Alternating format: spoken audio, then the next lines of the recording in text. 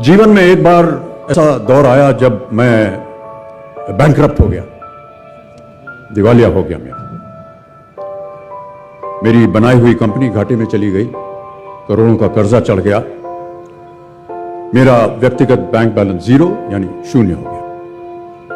कमाई के सब जरिए बंद थे और सरकार की तरफ से घर पर कुर्की के छापे लग गए।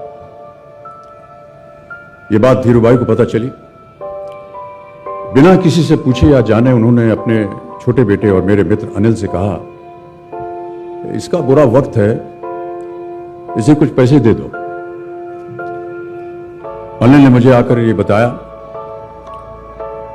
देखो सज्जनों, जितना वो देना चाह रहे थे उससे मेरी सारी दुविधा और परेशानियां खत्म हो जाती। उनकी उदारता पर मैं भावुक हुआ, लेकिन मुझे लगा कि मैं उनकी उदारता को स्वीकार न कर पाऊंगा। ईश्वर की कृपा रही और कुछ संकट के दिनों के बाद समा बदला, काम मिलना शुरू हुआ और धीरे धीरे मैं अपने सारे कर्जे उतार पाया।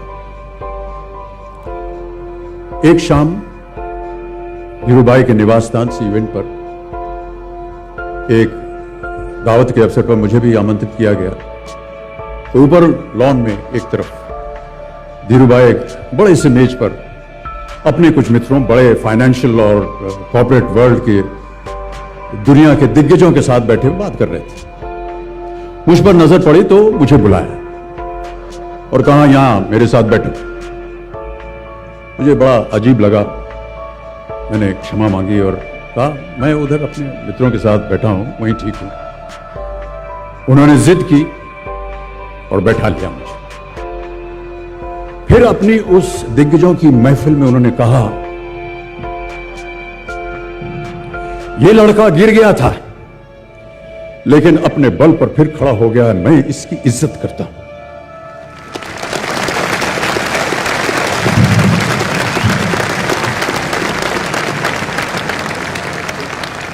उनका ये व्यवहार और उनके वो शब्द मेरे लिए उस धनराशि से हजारों गुना ज्यादा मूल्यवान थे, जितना कि वे मुझे मेरी संकट से बाहर आने के लिए देने के लिए तैयार थे। कर्मयोगी थे वो।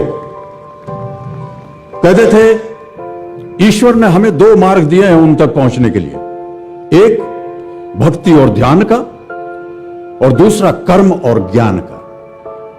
मैं दूसरे मार्ग पर चलने वाला इंसान हूं। कर्म को धर्म मानता हूं और ज्ञान को ही ईश्वर।